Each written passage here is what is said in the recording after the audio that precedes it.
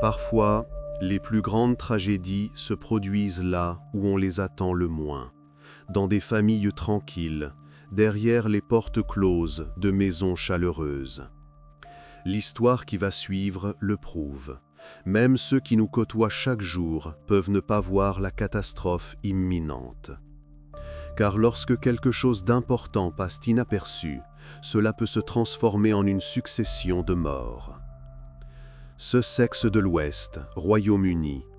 Une campagne paisible et le petit village de Woodmancote. C'est ici que les événements de cette histoire se sont déroulés. Un endroit où tout le monde se connaît, où les voisins se saluent par-dessus la haie, où les crimes, s'il y en a, se limitent à des adolescents qui volent un vélo.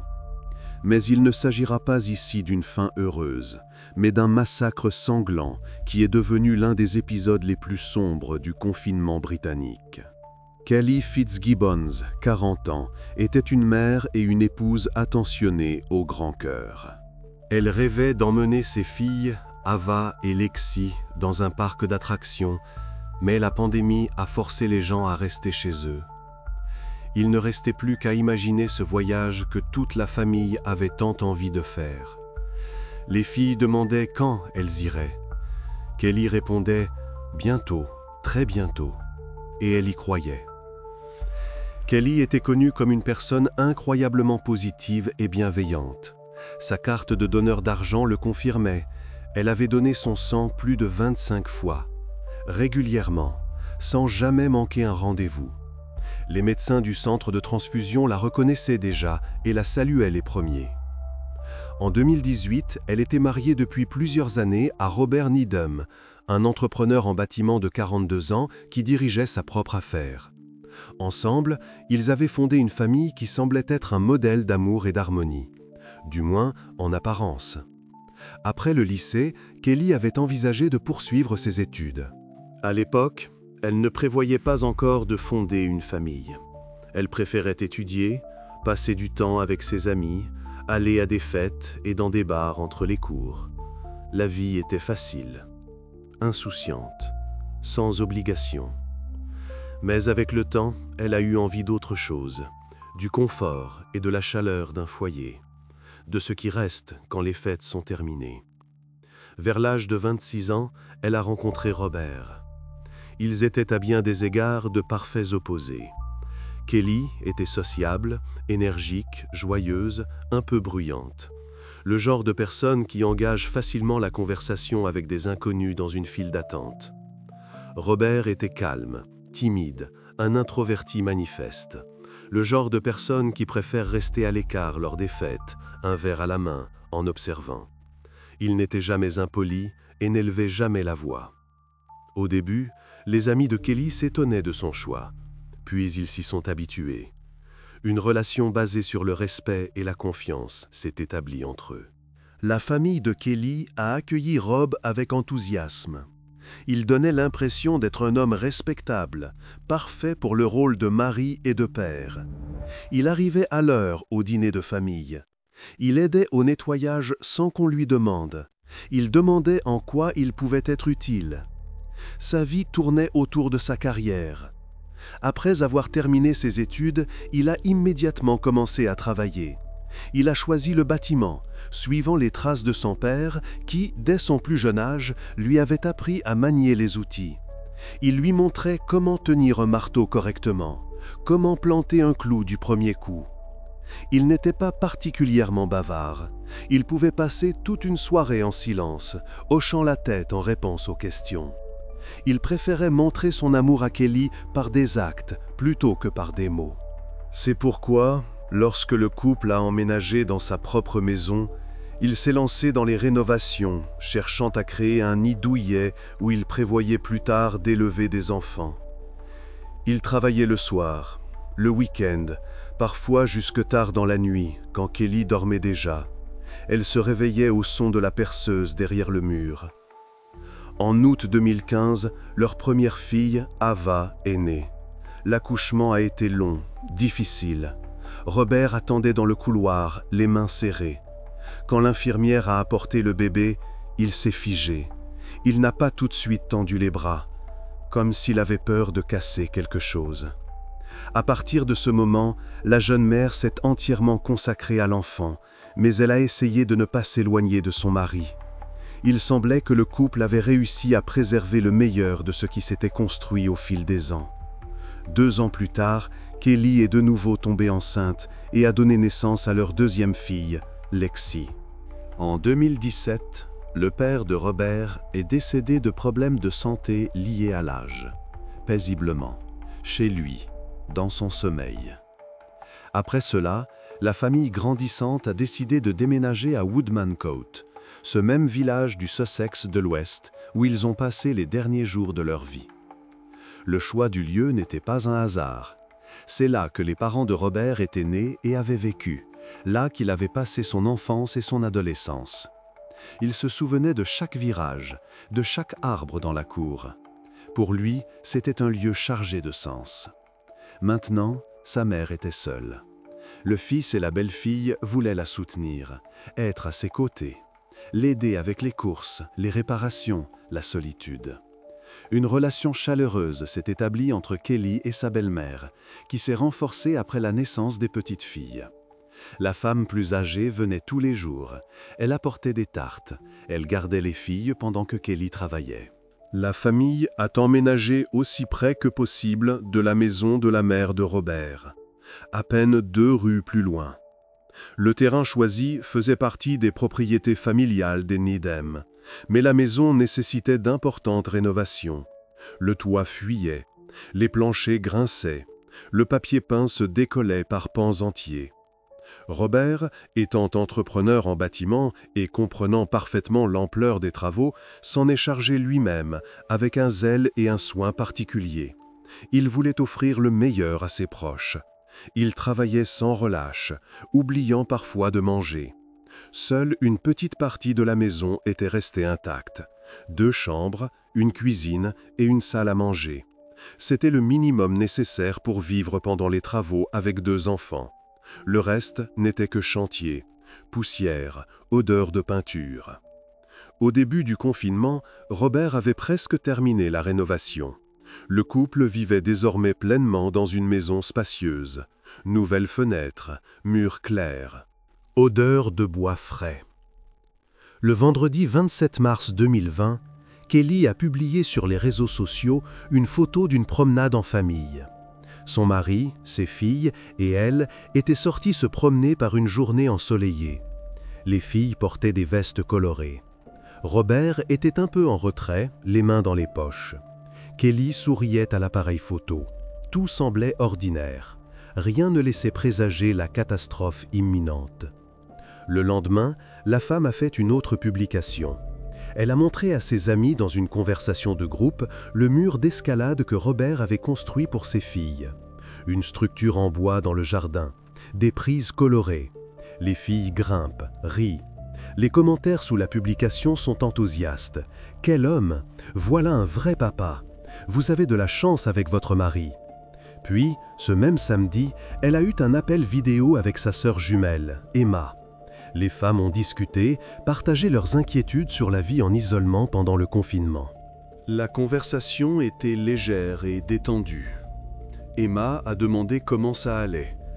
Kelly a répondu que ça allait, un peu fatiguée, mais rien de grave. Elle a mentionné qu'ils passeraient la soirée à la maison. Ils avaient commandé de la nourriture dans un restaurant chinois. Robert était parti 1 heure avant l'appel. Il devait passer à son bureau pour le travail, après quoi il prévoyait de rentrer juste à temps pour la livraison du dîner. Tout semblait parfaitement normal, habituel. Les sœurs étaient constamment en contact, mais pendant cette période, elles s'appelaient encore plus souvent. Les conversations les aidaient à se calmer et à traverser cette période difficile. L'isolement pesait. Les nouvelles effrayaient. On avait besoin d'entendre une voix familière. Emma a dû au revoir à Kelly et a promis de l'appeler le lendemain matin. Avant de s'endormir, elle envoya un court message lui souhaitant une bonne nuit, mais n'a pas reçu de réponse immédiate, comme d'habitude.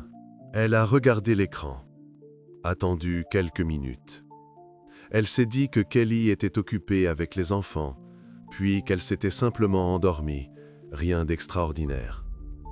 Cependant, le matin, la sœur fut encore plus surprise. En prenant son téléphone, elle réalisa que Kelly n'avait toujours pas répondu au message. Cela ne lui ressemblait absolument pas. D'habitude, elle répondait tout de suite, même la nuit si elle se réveillait. Emma a immédiatement composé le numéro de sa sœur, mais personne n'a répondu.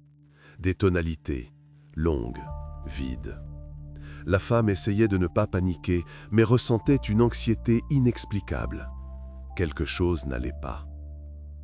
Kelly et Emma avaient toujours eu un lien très étroit, comme il se doit pour des jumelles.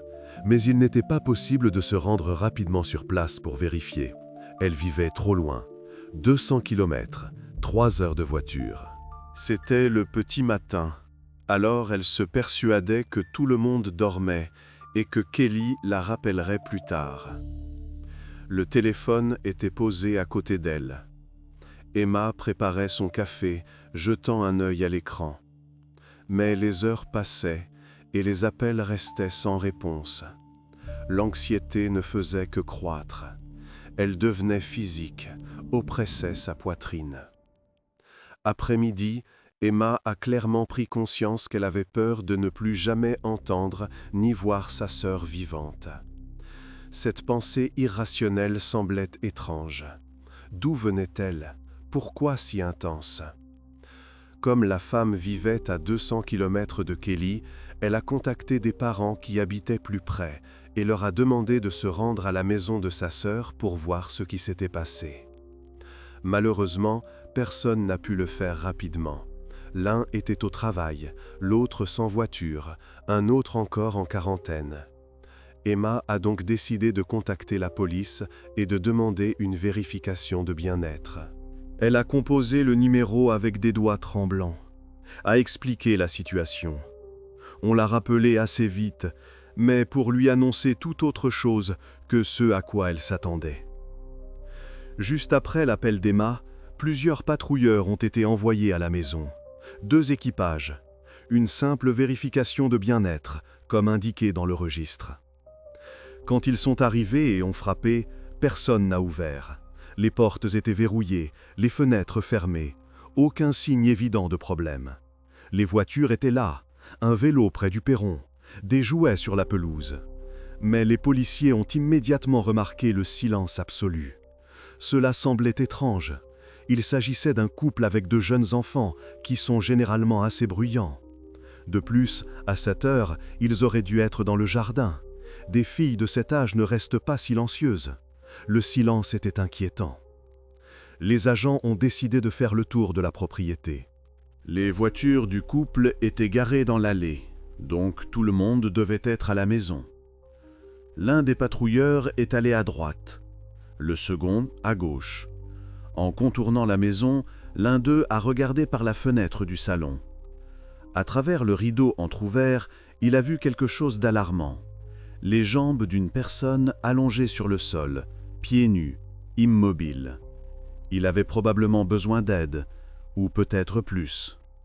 Toutes les portes et fenêtres étaient intactes. Il a donc fallu forcer l'entrée principale, d'un coup d'épaule. La porte a cédé à la 3e tentative. Lorsque les agents sont entrés, il est devenu immédiatement évident que c'était une scène de crime. L'odeur, le silence, le sentiment que le temps s'était arrêté ici. Emma en a été immédiatement informée. On lui a expliqué que les 4 membres de sa famille étaient décédés. Rien de plus n'a été dit. Protocole, enquête ouverte. Les policiers avançaient lentement, l'arme au poing, pas à pas, vérifiant les angles. Ils soupçonnaient que le criminel était armé et toujours dans la maison. Robert a été découvert en premier. Il était assis dans un fauteuil du salon, renversé en arrière. La tête de l'homme avait été transpercée par une balle et un fusil de chasse se trouvait à côté de son corps. Un fusil à 2 canons, un vieux modèle. L'arme a été immédiatement saisie et envoyée pour expertise. On a supposé qu'elle aurait pu servir à se défendre contre des agresseurs. Peut-être que quelqu'un avait fait éruption, peut-être qu'il avait tenté de protéger sa famille. Quand il est devenu clair que la maison était vide, l'un des patrouilleurs a contacté le poste pour vérifier si des personnes blessées par balles de fusil de chasse avaient été admises dans les hôpitaux voisins.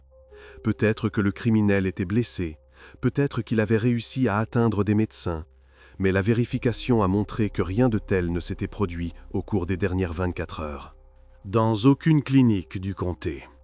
En général, la petite ville était très calme. Un crime d'une telle ampleur semblait donc impensable. Il n'y a pas de meurtre ici.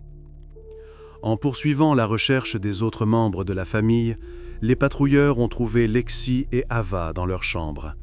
Papier peint pour enfants, peluches sur les étagères. La fille aînée de 4 ans gisait dans son sang sur le sol, à seulement 1 mètre de la porte, le visage contre terre, un bras tendu vers l'avant. La position de son corps suggérait qu'elle se tenait dans l'embrasure de la porte, qu'elle avait entendu quelque chose et voulait sortir voir quand on l'a attaquée. La plus jeune, âgée de 2 ans, ayant probablement assisté à la mort de sa sœur, a tenté de se cacher dans la chambre. Elle s'est blottie dans un coin entre le lit et le mur. Mais cela ne l'a pas aidée. Toutes deux ont reçu des blessures mortelles par balle de fusil, à bout portant. Kelly a été découverte en dernier. Elle gisait dans la chambre conjugale, sur le lit, sous la couette. La femme n'avait pas eu le temps de réagir à l'attaque. Il était évident que le tueur l'avait prise par surprise. Peut-être qu'elle dormait déjà. Peut-être qu'elle lisait avant de s'endormir. Le téléphone était posé à côté sur la table de chevet. Elle a également reçu une décharge de plomb au visage, qui lui a ôté la vie instantanément. L'oreiller était imbibé de sang. De plus, dans le salon, non loin du corps de Robert, gisait le chien de la famille, un labrador, un vieux chien gentil. L'animal a été tué de la même manière que les humains, un tir dans le flanc. L'expertise balistique a ensuite montré que tous avaient été abattus avec la même arme, le fusil de chasse, les mêmes douilles, le même calibre. Quand Emma a été informée de la mort de 4 personnes sans aucun détail sur la fusillade, elle a pensé qu'il s'agissait d'une fuite de gaz, une chaudière qui avait explosé, un empoisonnement au monoxyde de carbone. N'importe quoi, mais pas un meurtre. Pas ici, pas eux. La femme a appelé Carrie, la meilleure amie de Kelly, pour lui annoncer la terrible nouvelle. Sa voix tremblait, les mots s'en mêlaient. Toutes deux ne soupçonnaient pas encore l'ampleur de la tragédie et ses véritables causes. Les inspecteurs se sont d'abord entretenus avec Carrie, Emma et la mère de Robert. De longues conversations, des dépositions consignées. Les voisins ont également été interrogés, mais personne n'avait rien remarqué d'inhabituel. Le soir, tout était calme. Les voitures étaient à leur place, la lumière était allumée aux fenêtres. Pas de cris, pas de coups de feu. D'après l'état du sang coagulé et le degré de rigidité cadavérique, ils ont conclu que les meurtres avaient été commis entre 22 h et minuit la veille. La vérification des téléphones portables des victimes a permis de préciser la chronologie. L'appel entre Kelly et Emma s'est terminé à 22 h 30. Le dernier message de Kelly a été envoyé à 22 h 35, un smiley cœur à une amie. Et à 23 h, un message d'Emma a été envoyé, auquel personne n'a répondu. D'après les circonstances, la fusillade a commencé juste après la conversation des sœurs. Cela a permis de réduire la fenêtre temporelle, de 22 h 30 à 23 h. 30 minutes pendant lesquelles tout s'est effondré. Kelly a été tuée la première, puis les enfants. Robert est mort en dernier. Il est étrange que le chien de la famille ait également été abattu, alors que l'animal n'a même pas opposé de résistance aux criminels.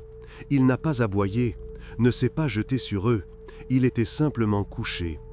Cela soulevait des pensées effroyables. Pourquoi tuer le chien? Chaque victime a reçu un tir de fusil de chasse. Au départ, on a supposé qu'il pouvait s'agir d'un cambriolage qui avait mal tourné. Les cambrioleurs ont fait irruption. Quelque chose a dérapé, panique, coup de feu. Cependant, aucune trace d'effraction n'a été trouvée, ni sur les portes, ni sur les fenêtres. De plus, pour une raison inconnue, le criminel avait laissé le fusil de chasse dans la maison. Quel cambrioleur abandonne son arme? Rien de valeur n'avait disparu. La télévision était à sa place, l'ordinateur portable sur la table, les portefeuilles dans les sacs. La thèse du cambriolage s'est effondrée. Le fusil a été immédiatement envoyé pour expertise balistique et son numéro a été vérifié. Il s'est avéré que le fusil de chasse était enregistré au nom de Robert, acheté légalement, avec des papiers. Tandis que les proches des défunts se demandaient qui aurait pu commettre un tel acte, les policiers ont émis une hypothèse. Le criminel n'avait en fait jamais quitté la maison et était lui aussi mort. On a supposé que la responsabilité du crime incombait à Robert, à côté de qui le fusil de chasse avait été trouvé. Pour confirmer leurs soupçons, ils ont interrogé l'entourage proche du couple. Personne n'avait la moindre idée qu'il pouvait y avoir des problèmes dans la famille. Absolument personne. Les parents et amis connaissaient Robert et Kelly comme des parents aimants, un mari et une femme cités en exemple. Tous deux étaient non conflictuels, entretenaient des relations chaleureuses avec leur entourage. Ils venaient aux anniversaires, aidaient les voisins, souriaient. Néanmoins, la mère de Robert était bien au courant du fusil de chasse qui était soudainement apparu dans la vie de son fils. Lorsque leur première fille a eu 1 an, l'homme a eu l'idée soudaine d'obtenir un permis de port d'armes. D'où venait ce désir? Pourquoi maintenant? Kelly pensait que ce n'était pas le bon moment pour de tels achats, mais elle tenait compte de la période difficile que traversait la famille avec l'arrivée d'un nouveau-né. Le bébé ne dormait pas la nuit, une fatigue constante. La femme s'est dit que si cela pouvait soulager Robert, si cela pouvait devenir sa passion, un moyen de se distraire, alors il devait vraiment obtenir ce permis. Kelly voyait cela comme un hobby inoffensif, comme la pêche, comme un garage avec des outils. Personne ne craignait pour sa vie ou sa santé. Robert n'avait jamais manifesté d'agressivité, de colère ou de violence envers ses proches. Pas une seule fois. Il n'avait même jamais élevé la voix. Lui-même expliquait tout cela par la vie à la campagne et le manque total de défense en cas d'attaque de cambrioleurs. « Nous sommes seuls ici. La police arrivera dans une demi-heure. Il faut bien se défendre. » Pour obtenir le permis, Robert devait remplir un formulaire et répondre à une série de questions, dont certaines devaient être justifiées par des documents. Parmi elles, casier judiciaire, contre-indication médicale, maladie mentale. Il y avait toute une liste de troubles et d'infractions pour lesquels le permis de port d'armes n'était pas délivré. Elle incluait la dépression, l'anxiété, les pensées suicidaires ou homicidaires, l'abus de substances illicites, les antécédents criminels, en particulier ceux liés à la violence. À toutes ces questions, Robert a répondu par la négative. Il a coché les bonnes cases, a signé en bas. Mais en réalité, il mentait sur presque tous les points. Il avait un casier judiciaire mineur. Dans sa jeunesse, il avait volé le vélo d'un autre adolescent. Cet épisode n'était pas lié à la violence. Du moins, c'est ce qui était consigné dans le rapport. Après avoir reçu une peine modeste, le jeune homme s'était complètement réhabilité. Sursis, travaux d'intérêt général, appréciation positive. Cependant, le mensonge aurait dû paraître suspect. Si le vol de vélo semblait effectivement être une infraction mineure, la santé mentale de l'homme était extrêmement instable. Toute sa vie avait été une lutte de plusieurs décennies contre des problèmes dont ses proches ne se doutaient même pas. Il savait cacher. Il savait sourire quand il le fallait. Il savait hocher la tête et donner les bonnes réponses. Il a tenté de dissimuler tout cela pour que son permis de port d'armes soit approuvé. Lorsque l'agent du service de contrôle des armes à feu a rendu visite personnellement à Robert et lui a dit qu'il devait consulter son médecin traitant, l'homme n'a pas non plus avoué son mensonge. Il est resté assis calmement, le regardait dans les yeux, parlait avec assurance.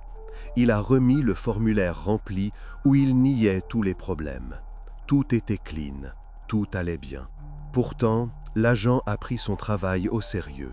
Il a rendu visite au médecin généraliste qui suivait Robert depuis toujours.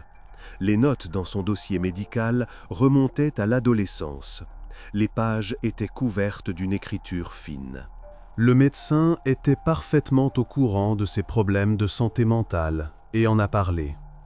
Dépression, anxiété, épisode de crise. Mais pour une raison quelconque, l'agent a décidé que les difficultés de Robert appartenaient au passé et n'étaient pas assez graves pour justifier un refus de permis. Il ne consultait plus depuis longtemps, donc il s'en était sorti. Tous les documents ont été approuvés. Tampon, signature. Plus tard, cela a provoqué une immense indignation chez les proches de Kelly et de Robert. Le mensonge lui-même, indiqué dans un document officiel, n'a eu aucune influence sur la décision. Il a quand même obtenu l'approbation. Comment est-ce possible? Pourquoi personne n'a-t-il vérifié à nouveau? Pourquoi personne n'a-t-il posé de questions supplémentaires? Cependant, même lorsque tout cela a été découvert, une énigme demeurait. Qu'est-ce qui avait poussé Robert à ouvrir le feu dans sa propre maison? Les vérifications ont montré que le fusil de chasse était l'arme du crime pour toutes les victimes. Seules les empreintes de Robert s'y trouvaient. Ses doigts, ses paumes. De plus, il était le seul à avoir la clé du coffre-fort où était rangée l'arme. Il la portait sur le même trousseau que ses clés de voiture. Kelly s'en était toujours méfiée, évitant même de toucher le coffre-fort, tandis que son mari prenait fréquemment l'arme et se rendait sur un terrain de tir improvisé pour s'entraîner. Il revenait, satisfait, détendu. La situation était compliquée par l'absence totale de lettres de suicide. Rien de tel n'a été trouvé sur l'ordinateur du tueur présumé. Aucun fichier intitulé « Adieu » ou « Explication ». Il n'avait pas effectué de recherche suspecte dans son navigateur qui aurait pu indiquer la planification du crime. Il n'avait pas cherché comment tuer sa famille, n'avait pas lu sur les poisons, n'avait pas étudié les statistiques de survie après des blessures par balle. Personne ne l'avait entendu dire qu'il était malheureux en mariage. Pas un mot. Il semblait que ce qui s'était passé était un acte d'agression spontanée. Quelque chose à disjoncter. Et c'est tout. On a soupçonné que les problèmes psychologiques de Robert avaient pu s'aggraver brusquement et le submerger avec une nouvelle force. La tension accumulée, le confinement, l'impossibilité de s'échapper. Néanmoins, il n'avait pas consulté son médecin traitant au cours des derniers mois, comme si tout allait bien. Pas de dossier, pas d'appel. On a même envisagé un motif financier et qu'après avoir tué sa famille, le criminel n'aurait pas supporté la culpabilité et se serait suicidé. Peut-être des dettes, peut-être des crédits, peut-être une assurance.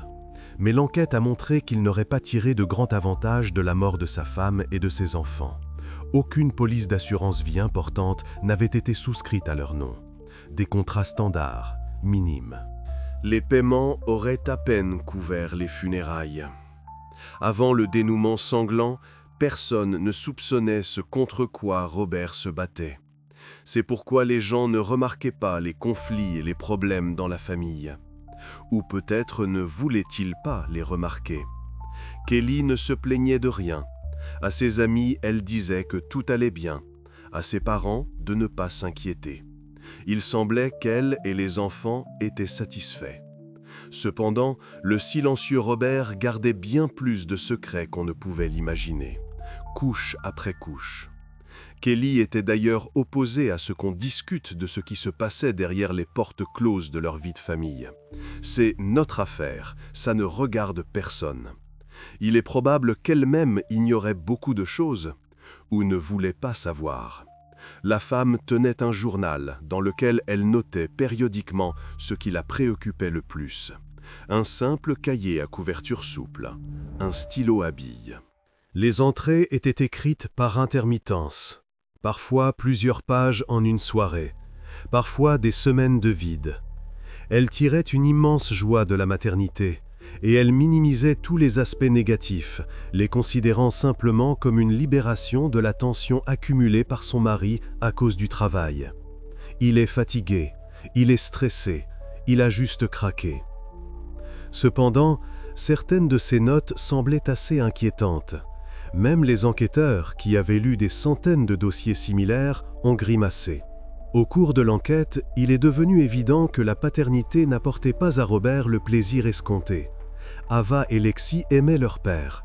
Elles couraient vers lui quand il rentrait du travail, s'accrochaient à ses jambes, tendaient leurs petits bras vers le haut.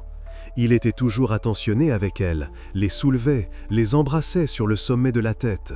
Mais en réalité, il avait beaucoup de mal à gérer leurs exigences croissantes. Les pleurs des enfants l'agaçaient. Les pourquoi incessants le mettaient hors de lui. Les jouets sous ses pieds l'exaspéraient. À mesure que sa femme consacrait de plus en plus de temps aux tâches ménagères et aux filles, il se plongeait dans le travail pour se protéger de ces facteurs irritants. Le travail est devenu un refuge. Ce comportement avait des raisons sérieuses, mais elles n'étaient pas évidentes. Pendant la semaine de travail, il était presque impossible de trouver Robert à la maison. Il partait tôt, rentrait tard. Même le week-end, il ne passait pas toujours du temps avec ses proches. Robert partait souvent à la pêche, laissant Kelly élever seule les enfants. Canne à pêche, thermos de thé, le silence au bord de la rivière. Pourtant, la femme travaillait aussi. Elle était secrétaire dans un cabinet d'avocats et s'occupait seule des enfants. La garderie, les médecins, les activités extrascolaires, les leçons. Elle-même interprétait les départs constants de son mari comme un désir de préserver son espace personnel. La femme savait qu'il était introverti, un peu réservé et qu'il aimait être seul, mais elle n'a jamais lié cela à des problèmes psychologiques. Il a juste besoin de se ressourcer, de respirer. Peut-être que Kelly s'est trop concentrée sur les enfants et n'a pas vu où tout cela menait. Ou elle l'a vu, mais avait peur de l'admettre. Pour l'œil expérimenté des inspecteurs, un tel comportement avait des antécédents, mais Kelly n'avait aucune expérience avec des personnes souffrant de maladies mentales. Elle n'avait aucune idée de comment cela se manifestait et à quoi il fallait prêter attention. Dans sa famille, il n'y avait jamais eu ça. Tout le monde était en bonne santé. Tout le monde était normal. En réalité, son mari avait besoin d'aide depuis des années. Sa mère le savait. Mais la femme ne parlait pas de la situation pour que son fils ne soit pas considéré comme malade. La honte. La peur du jugement. Dans leur génération, on ne parlait pas de ces choses-là.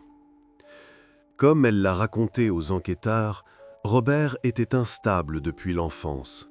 Il pleurait sans raison, se figeait, le regard dans le vide, éclatait en cris. À l'adolescence, cela s'est transformé en une sorte de période de rébellion.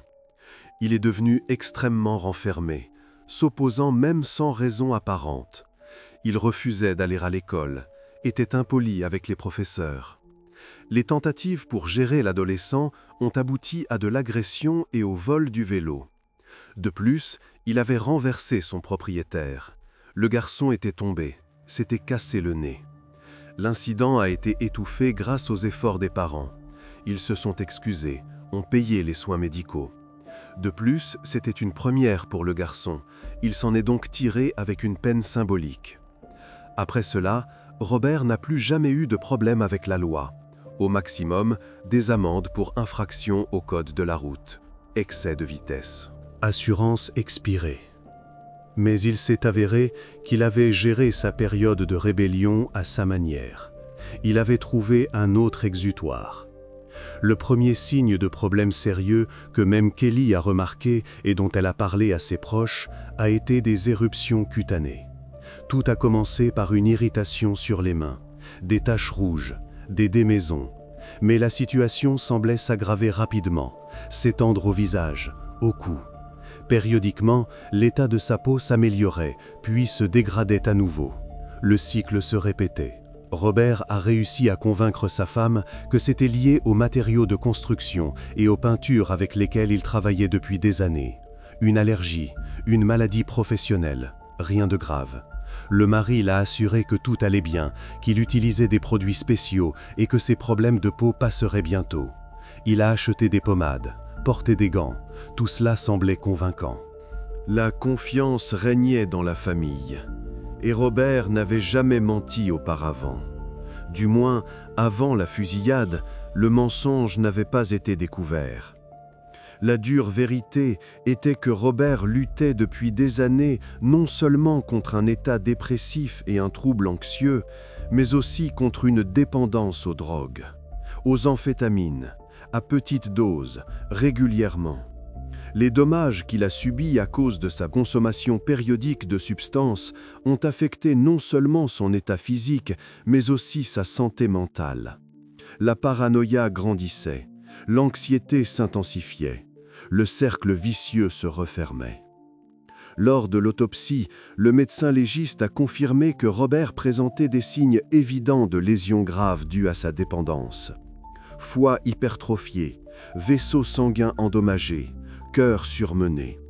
L'expertise toxicologique a permis de déterminer qu'au moment de l'attaque, il était également sous l'influence de substances. La concentration était élevée, peut-être plus que d'habitude. Lors de son dernier appel, Kelly avait raconté à sa sœur que Robert était parti au bureau pour le travail. En réalité, il avait quitté la maison pour consommer de la drogue. Lors de l'inspection de son bureau, de nombreux objets nécessaires à la consommation ont été trouvés. Des sachets, des pipes, des traces de poudre sur la table. Pourtant, il parvenait à cacher sa dépendance à tout le monde, même à sa femme et à sa mère. Il prenait de petites doses, juste assez pour fonctionner, pour garder la tête hors de l'eau. Bien qu'en apparence, la relation du couple semblait idéale, ce que confirmaient de nombreuses photos de famille sur les réseaux sociaux, les stories de Kelly et des filles, les témoignages de leurs proches. En réalité, au moment de la tragédie, les signes avant-coureurs de l'effondrement à venir s'étaient déjà manifestés à plusieurs reprises. Des fissures apparaissaient, discrètes, mais elles étaient là. Dans les échanges de messages entre Robert et Kelly, il y avait de nombreux signes que la femme craignait pour son mari. Elle lui avait demandé à plusieurs reprises de maîtriser sa colère, mais n'en parlait pas à ses proches. « S'il te plaît, calme-toi », écrivait-elle. « Les filles ont peur. J'ai peur. » Les messages avaient été effacés, mais ils ont été récupérés du téléphone.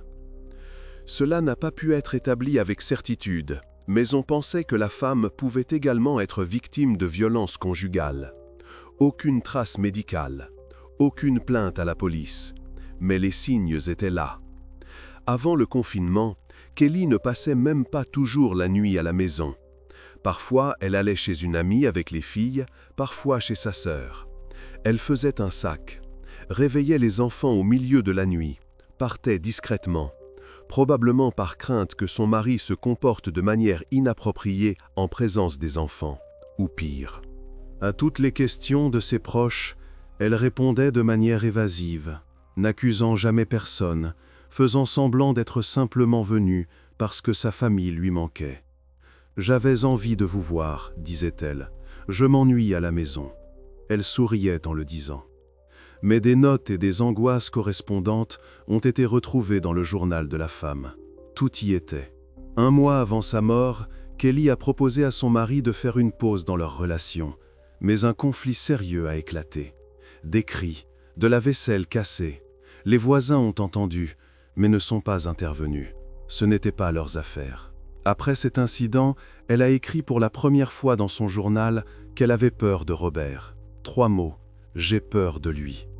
Mais ce qu'elle craignait le plus, c'était que les enfants perdent un père aimant. Il est si gentil avec elle, attentionné, il construit un mur d'escalade.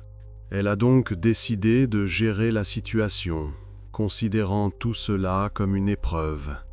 Il faut tenir bon, ça passera. Pour tout son entourage, en particulier ses proches, Kelly continuait de présenter sa relation avec son mari comme idéale. Photos sur les réseaux sociaux, sourires, hashtag sur l'amour. Même sa sœur jumelle, Emma, avec qui Kelly parlait tous les jours, n'avait aucune idée de ce qui se passait, et ce, alors qu'elle se disait tout. Ce qui choquait le plus Emma, c'est que malgré la pression constante et les éventuelles violences conjugales, elle n'avait jamais vu de bleu sur le corps de sa sœur, pas un seul. Elle vérifiait exprès quand elle se voyait, regardait ses mains, son cou, rien. Cependant, comme le montre la pratique, le comportement cruel d'un mari ne laisse pas toujours des traces évidentes. La violence psychologique ne se voit pas. Le contrôle ne laisse pas d'ecchymose. L'humiliation ne saigne pas. Selon les inspecteurs, le soir du 28 mars 2020, Robert s'est rendu à son bureau où il a consommé de la drogue, plus que d'habitude. Peut-être qu'il n'avait plus d'argent pour la prochaine dose, peut-être qu'il a juste craqué. Il avait du mal à gérer les réalités du confinement. Le nombre de commandes avait considérablement diminué. Le téléphone restait silencieux. Les clients annulaient des projets. Non seulement il ne pouvait plus gagner sa vie normalement, comme avant, pour subvenir aux besoins de sa famille et financer sa dépendance, mais il était maintenant beaucoup plus difficile de maintenir une distance avec sa femme et ses enfants. Tout le monde à la maison, constamment. Alors que pour lui, il était si important d'être souvent seul. Le silence, l'espace. Au moment où la fusillade a commencé, la tension avait atteint son paroxysme. Chaque jour ajoutait à la pression. En analysant la personnalité du tueur, les enquêteurs ont conclu qu'il n'avait pas planifié son crime. Aucune recherche suspecte n'a été trouvée dans son navigateur. L'historique était vierge. Il n'y avait pas de lettre de suicide, ni au bureau, ni à la maison. Aucune explication, aucune raison. Ils ont donc supposé qu'à son retour à la maison, un conflit avait éclaté avec sa femme. Il est difficile de dire qui l'a provoqué. Peut-être qu'elle a demandé quelque chose de déplacé. Peut-être qu'il est rentré déjà en colère. Mais le conflit s'est vite terminé et tout le monde est allé dans sa chambre, sauf Robert. Les portes ont claqué. Un silence s'est installé. C'est à ce moment-là qu'il a explosé et a décidé que cela ne pouvait plus durer. Il n'en pouvait plus, c'était tout, la limite. L'homme s'est approché du coffre-fort contenant l'arme, a composé le code avec des doigts tremblants, l'a ouvert, a sorti le fusil de chasse. Lourd, froid. L'a chargé et a d'abord abattu sa femme. Elle était le seul membre de la famille capable de résister et de l'empêcher de réaliser son dessein sanglant. Un coup de feu. Le silence après le fracas était assourdissant. Les enfants ont entendu le bruit et ont tenté de sortir de leur chambre. Ava a ouvert la porte la première, s'est tenue dans l'embrasure, a vu son père avec le fusil. La fille aînée a été abattue dans cette position. Elle est tombée en arrière. Lexi a crié. Sa sœur a tenté de se cacher, s'est blottie dans un coin, a fermé les yeux. Bien sûr, le petit enfant n'avait aucune chance de s'en sortir. La fillette de 2 ans ne comprenait pas ce qui se passait. Il est difficile de dire à quel moment exact le chien est mort, mais Robert n'a même pas épargné la vie de son animal bien-aimé. Le chien s'est approché, a frotté son museau contre sa jambe. Il a tiré sur lui aussi. Après cela, l'homme s'est assis dans le fauteuil du salon, s'est renversé en arrière, respirait lourdement, le fusil de chasse sur les genoux, et s'est tiré une balle dans la tête. Le dernier son dans cette maison. La mère de l'homme a demandé à la famille de Kelly l'autorisation d'enterrer son fils avec sa femme et ses enfants, dans le même cimetière, côte à côte. La femme ne croyait pas qu'il les haïssait, elle ne pouvait pas le croire. Elle pensait qu'il était simplement victime de sa dépendance et des circonstances qui avaient transformé un homme respectable en un tueur cruel lorsqu'il avait craqué en un instant. Il était bon, répétait-elle, il était juste malade. Elle pleurait en racontant cela aux enquêteurs. Mais les proches de Kelly se sont catégoriquement opposés à cette décision et n'ont pas donné leur autorisation. Ils ne le méritaient pas, ils n'étaient pas de la famille. Kelly, Ava et Lexi ont été enterrés ensemble. 3 cercueils blancs, 2 petits, 1 grand. L'église était trop petite pour accueillir tout le monde. Les gens se tenaient dehors. Des inconnus pleuraient. Robert a été enterré séparément, discrètement, sans annonce. Seule sa mère était présente, personne d'autre. L'histoire de Kelly, Robert, Ava et Lexi a rejoint de sombres statistiques. Au Royaume-Uni, plus de 20 cas similaires sont enregistrés chaque année. Les chiffres sont froids. Derrière chacun d'eux, une famille. En moyenne, ce qu'on appelle un familicide se produit 2 fois par mois. Toutes les 2 semaines, quelqu'un tue sa famille. Dans la grande majorité des cas, les auteurs sont des hommes et les victimes, des femmes et des enfants. Ces statistiques n'ont pas changé depuis décennies. Si le monde d'une personne à la psyché instable s'effondre, une perception déformée de la réalité peut la pousser à commettre des actes terribles. La logique se brise, les limites s'effacent. Néanmoins, une légère amélioration a été observée ces dernières années. Ainsi, au début des années 2010, on enregistrait 45 à 50 cas de ce type par an. Et depuis 2018, ce nombre a été réduit de près des 2/3. Les campagnes de sensibilisation fonctionnent. Les lignes d'écoute sauvent des vies.